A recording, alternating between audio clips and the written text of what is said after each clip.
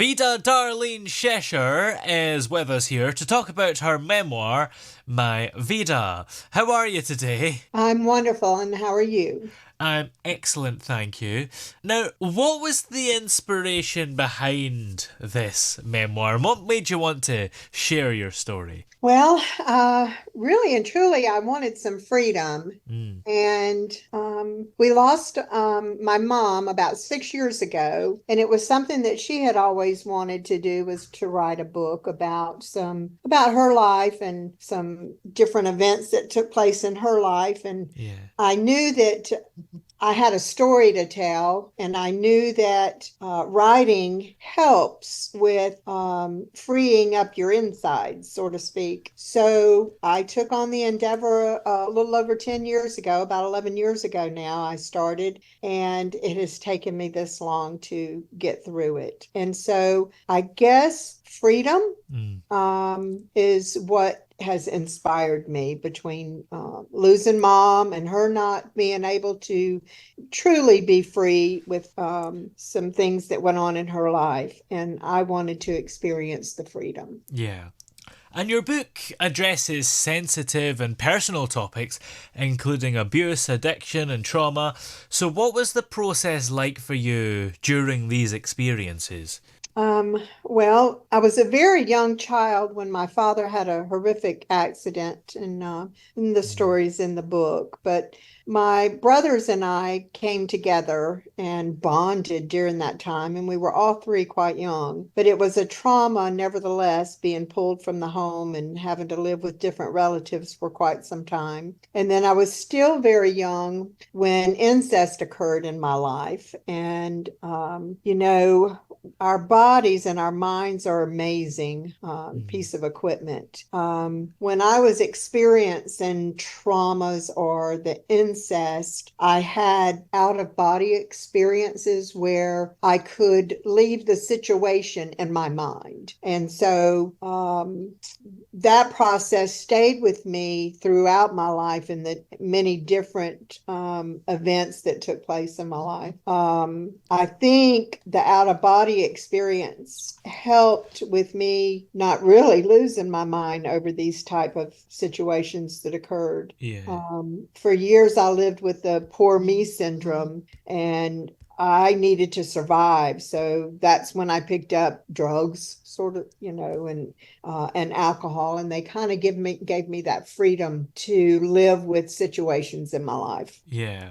And in your journey, how did perseverance play its role in overcoming the challenges? Yeah, perseverance, one of my favorite all-time four-syllable words. I Mm, love the fact that that word means something to me, and I always paid attention to it after I began my recovery journey.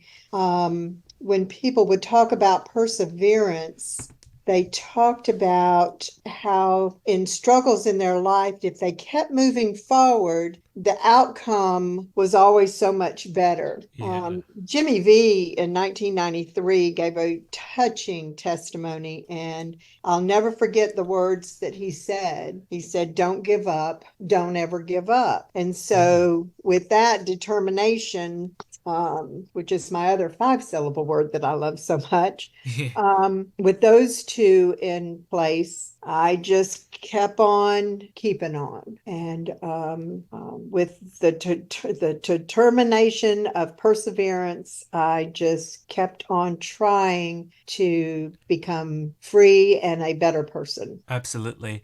Now, you've talked about love and true freedom in your book. So, how do these concepts influence your life? Mhm.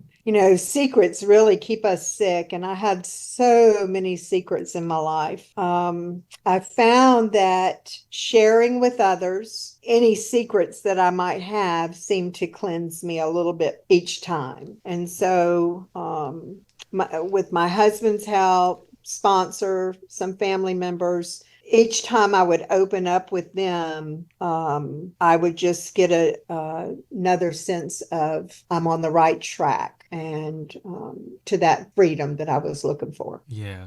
And your career transition from a clerk to controller in the accounting department to becoming a lifeguard is quite remarkable. So, how did these experiences shape your perspective on life and resilience? Yeah. Who would have thought I'd be a lifeguard at 65 years old? Yeah. um, but I'm enjoying it. But I had many people in my life that helped me. People like the policeman who locked me up when I was young and living on the streets, and Mm. different counselors who tried to help me, and my past boss who fired me and refused to watch me destroy myself. At the time, I didn't realize that these people were really trying to help me, but they did in a long run.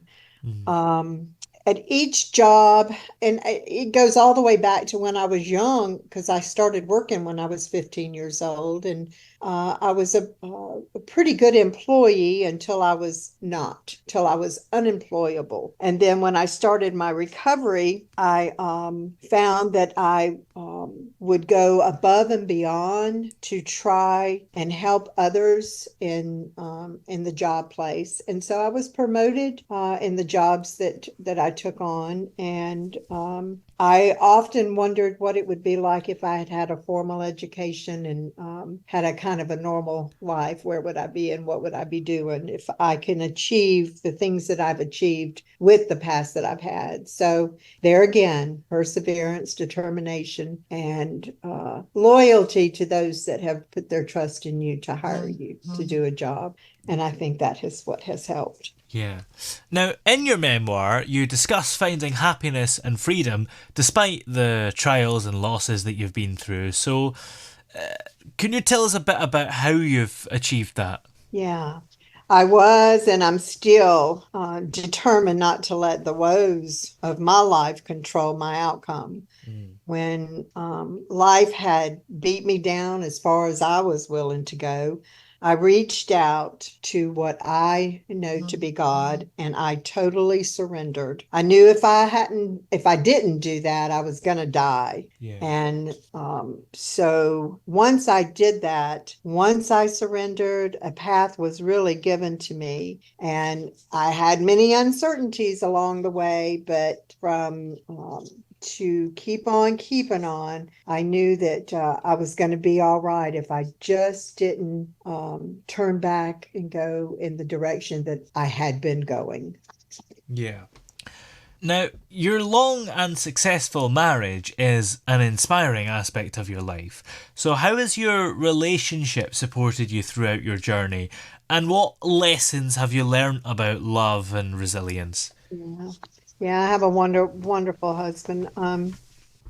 In 1989, I had a sponsor through Alcoholics Anonymous, and she had me write a list of requirements that I sought in a partner, and to go over those requirements each day or every other day, and think about it, pray about it. And I kid you not, it was within weeks that my husband came into my life. Well, And when he did, he just showed me a love that I had never experienced before. Him and I had many talks early in our relationship about life, and the life that we had both had and the life that we were seeking. And he loved me right through, or in spite of myself, actually. And I knew right away that he loved me, and I felt it because, I'm a firm believer that love's one of the greatest gifts that we can receive or we can give.